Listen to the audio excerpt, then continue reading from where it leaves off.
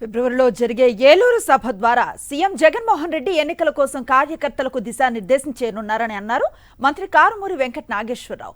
తమ ప్రభుత్వంలో ప్రజలకు అన్ని పథకాలు సక్రమంగా అందాయన్నారు.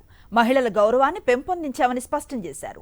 కాంగ్రెస్ పార్టీ చీఫ్ షర్మిల వైఖరి సరిగా లేదన్నారు. రాష్ట్ర అభివృద్ధిని తెలుసుకోవాలంటే నీతి ఆయోగ్ నివేదికలను చూడాలని ఆయన అన్నారు. పశ్చిమ గోదావరి జిల్లా ఇరగవరం మండలం గోటేరులో పలు అభివృద్ధి కార్యక్రమాల్లో పాల్గొన్న కారుమూరి వెంకట నాగేశ్వరరావుతో మా ప్రతినిధి రాజు ఫేస్ టు ఫేస్. ఎన్నికల సమరానికి కూడా వైఎస్ఆర్ కాంగ్రెస్ పార్టీ సిద్ధమైంది. చూస్తే కనుక ఎన్నికలకు సంబంధించి కార్యకర్తలతో కూడా క్షేత్రస్థాయిలో సమావేశాలు కూడా నిర్వహిస్తున్నారు. ఇక్కడ మంత్రి కూడా ఉన్నారు, కారుమూరి కూడా. సార్ చెప్పండి, ఏం చూస్తారు? ఎన్నికలకు సిద్ధం అంటూ కూడా సంకేతాన్ని ఇవ్వబోతున్నారు, ప్రజల్లోకి వెళ్ళబోతున్నారు. ఏలూరు జిల్లాకు సంబంధించి కానీ మరి ఉమ్మడి జిల్లాలకు సంబంధించి కృష్ణా జిల్లాకు సంబంధించి కూడా సభ కూడా ఏర్పాటు చేయబోతున్నారు. ఏలూరు ఎలా ఉండబోతున్నారు? ఇలా కార్యకర్త నాయకులు కేడర్ అందరితోటి కూడా యుద్ధానికి సిద్ధం అన్నట్టుగా, ఎలక్షన్కి సిద్ధం అన్నట్టుగా జగన్మోహన్ రెడ్డి గారు మన దిశ నిర్దేశించే కార్యక్రమం, ప్రజలకి మన కార్యకర్తలకి అందరికీ సూచనలు ఇచ్చే కార్యక్రమంలో దగ్గరలో మాట్లాడే కార్యక్రమం పెద్ద ఎత్తున చేస్తున్నారు. ఈ కార్యక్రమాన్ని 30 తారీఖు అన్నది 1వ తారీఖు అవుతుంది.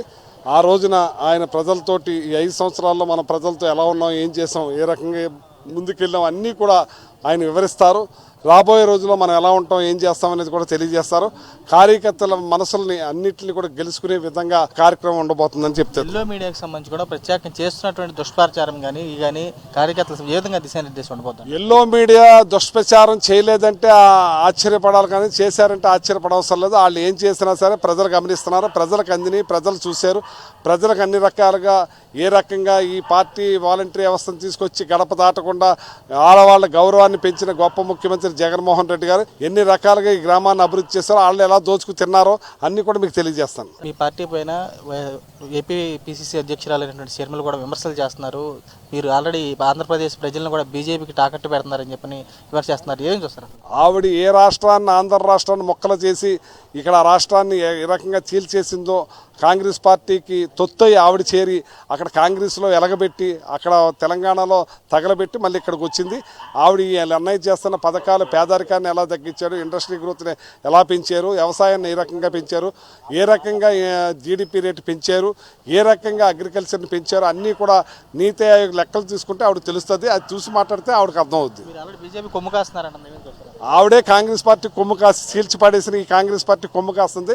సింహం సింగిల్గా వస్తుందంటే జగన్మోహన్ రెడ్డి గారు ఎప్పుడూ కూడా సింగిల్గానే వస్తాడు, సింగిల్గానే ఉంటాడు, సింగిల్గానే ప్రయత్నాలు చేస్తాడు.